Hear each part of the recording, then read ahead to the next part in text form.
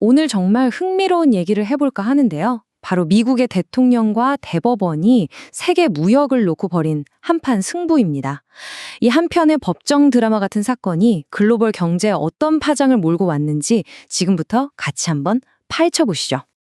네, 바로 이겁니다. 미국 연방대법원이 트럼프 대통령 관세 전략의 아주 핵심적인 기둥 하나를 무너뜨리는 그야말로 역사적인 판결을 내렸습니다. 그의 무역 정책에 정말 강력한 제동이 걸린 셈이죠. 판결문에 나온 이 문장이 모든 걸 말해주는데요. 이건 단순히 관세율이 높다 낮다 이런 얘기가 아닙니다. 미국 헌법이 정해놓은 대통령 권한의 한계가 과연 어디까지인가 바로 이 근본적인 질문을 던진 겁니다. 자, 그럼 좀 더 자세히 들여다볼까요? 지난 2월 20일이었는데요. 대법원이 세계 무역의 흐름을 바꿀 수도 있는 아주 결정적인 한 수를 둔 겁니다. 그러니까 대법원이 딱 꼬집어서 문제 삼은 게 뭐냐면 바로 국제비상경제권한법, 영어로는 IEEPA, 줄여서 아이파라고 부르는 이 법을 근거로 부과한 관세였습니다.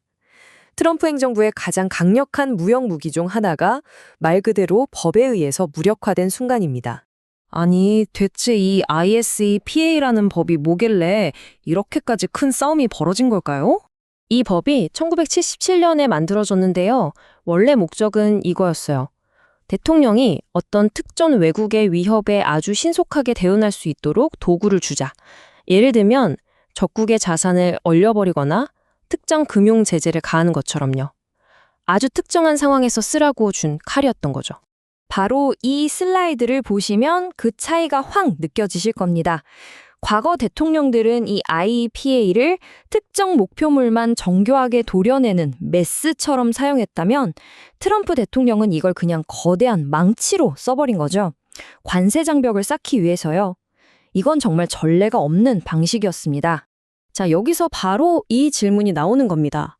관세 때문에 피해를 본 중소기업들이랑 12개 주 정부가 아니 법에 규제라고 되어 있지 언제 세금을 매기라고 했냐 하면서 이 문제를 법정으로 끌고 갔고 결국 대법원까지 가게 된 거죠.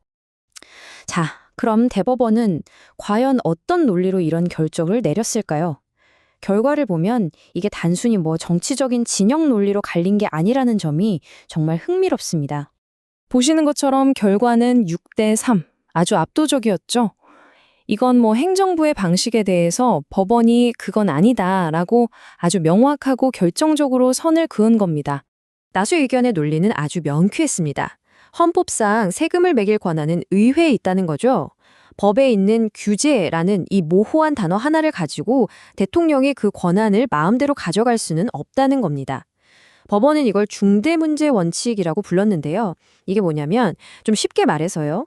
경제나 사회에 이렇게 어마어마한 영향을 미치는 중요한 문제는 행정부가 법을 슬쩍 넓게 해석해서 마음대로 결정하면 안 되고 반드시 의회가 명시적으로 그래도 좋다라고 허락해야 한다는 원칙이에요.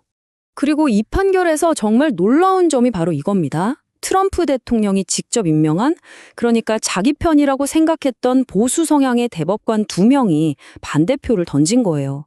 이건 이 판결이 정치적인 계산이 아니라 정말 법리적인 원칙에 따른 거라는 걸 아주 강력하게 보여주는 대목이죠. 하지만 이야기는 여기서 끝나지 않았습니다. 정말 영화 같죠?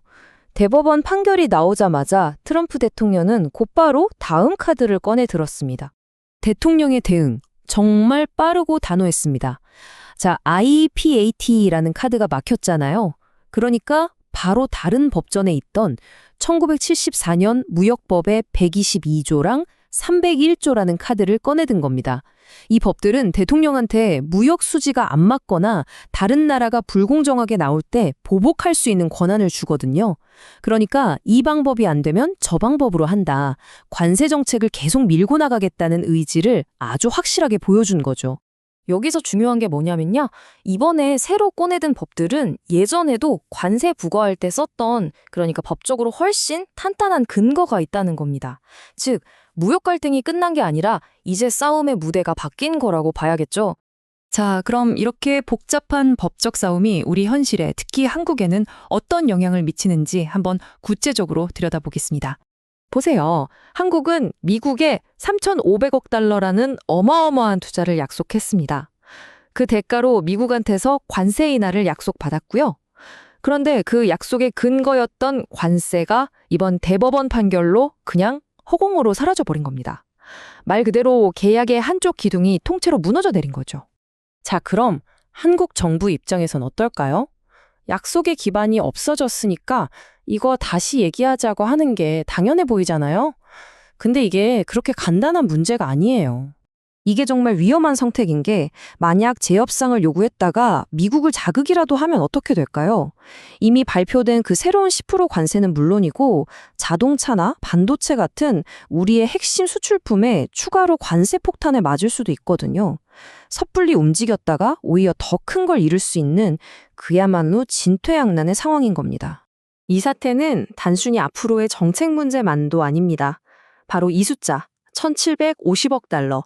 우리 돈으로 환산하면 무려 254조 원에 달하는 이미 걷어간 돈의 문제이기도 합니다. 펜실베이니아대 워턴스쿨에서 분석한 걸 보면요. 이 금액이 뭐냐면요. 전 세계 기업들이 그때 냈던 관세, 그거 불법이었으니까 돌려달라고 요구할 수 있는 돈의 총액이라는 겁니다. 물론 트럼프 행정부는 쉽게는 못 돌려준다. 앞으로 몇 년이고 법정에서 싸우겠다고 하고 있지만요. 결국 대법원은 대통령의 권한에 대해서 법적으로는 명확한 선을 그었습니다. 하지만 그 판결이 만들어낸 경제적인 불확실성 그리고 정치적인 파장은 사실 이제부터가 시작입니다. 이 거대한 글로벌 무역이라는 게임판 위에서 과연 다음 수를 둘 플레이어는 누가 될까요? 전 세계가 정말 숨을 죽이고 지켜보고 있습니다. 재미있게 보셨다면 구독, 좋아요, 알림 설정까지 꼭 눌러주세요.